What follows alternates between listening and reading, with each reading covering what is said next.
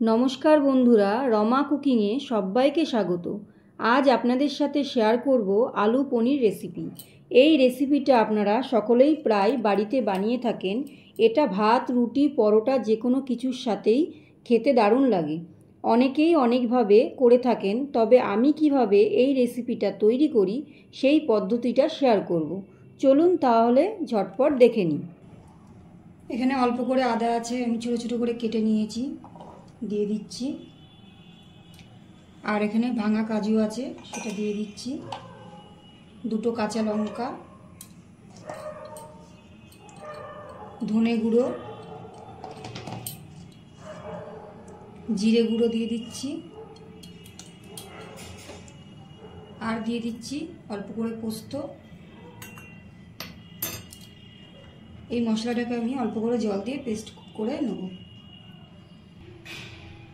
মশলাটা আমি মিক্সিতে পেস্ট করে নিয়েছি। গ্যাসটা অন করে একটা কড়াই বসিয়ে নিয়েছি। কড়াইয়ে কিছুটা সাদা তেল দিয়ে দিচ্ছি। তেলটা গরম করে নেব। তেলটা আমার গরম হয়ে গেছে। পনিরগুলো আমি পিস পিস করে কেটে নিয়েছি আর নুন মাখিয়ে রেখেছিলাম। হলুদ মাখাবো না। এবার আমি পনিরগুলো তেলের মধ্যে ছেড়ে দিচ্ছি। পনিরগুলো আমি ভেজে নেব। পনিরগুলো আমি উল্টে পাল্টে একটু ভেজে নিচ্ছি।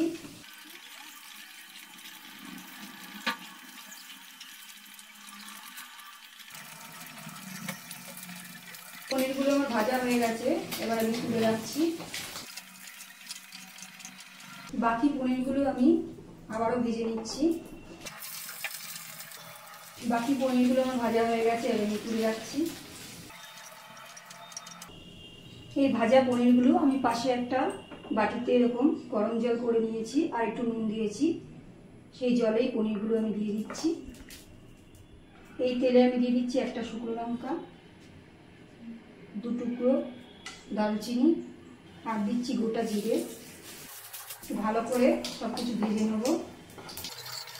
এবার দিয়ে দিচ্ছি এর মধ্যে একটা বড় সাইজের আলু ছোটো ছোটো করে কেটে নিয়েছি, নুন হলুদ মাখিয়ে রেখেছি, সেটা দিয়ে দিচ্ছি। আলুটা আমি ভালো করে ভেজে নিচ্ছি। আলুটা আমার ভাজা হয়ে গেছে। এবার আমি এর মধ্যে দিয়ে দেবো পেস্ট করা মশলাটা। বাকি ধুয়ে একটু জল দিয়ে দিচ্ছি। এবার গ্যাসের ফ্লেমটা জোরে দিয়ে আমি মশলাটাকে কষিয়ে নেব। দিয়ে দিচ্ছি হলুদ, স্বাদ মতো নুন। এবার আমি মশলাটা কষিয়ে নিচ্ছি। মশলাটা কষানো হয়ে গেছে। মশলাটা আমি ভালো করে কষিয়ে নিয়েছি। এবার আমি এর মধ্যে দিয়ে দেবো পনিরটা, যে উষ্ণ উষ্ণ গরম জলে ভিজিয়ে রেখেছিলাম, সেই জলটা আমি দিয়ে দিচ্ছি। পনিরটা একটু পরে দেবো। এবার একটা ঢাকনা দিয়ে ঢেকে দিচ্ছি আলুটা সিদ্ধ হওয়ার জন্য। গ্যাসের ফ্লেমটা আমি জোরে দিয়ে রেখেছিলাম। এবার আমি আস্তে দিয়ে আলুটা সিদ্ধ করে নেব। ঢাকনাটা তুলে আমি দেখে নিচ্ছি আলুটা সিদ্ধ হয়েছে কিনা। আলুটা আমার প্রায় সিদ্ধ হয়ে গেছে। এবার আমি পনিরগুলো দিয়ে দিচ্ছি।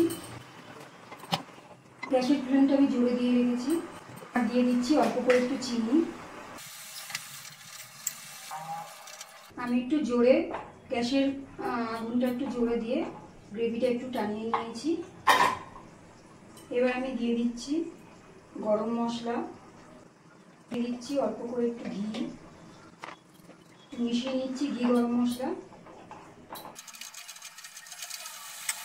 নামানোর আগে দিয়ে দিচ্ছি একটু কাসুরি মেথি। আমি শুকনো কলায় একটু ভেজে নিয়েছিলাম, এইভাবে হাতে গুঁড়ো করে দিয়ে দিচ্ছি। আমার রান্নাটা একদম কমপ্লিট হয়ে গেছে। এবার আমি একটা পাত্রে নামিয়ে নিচ্ছি।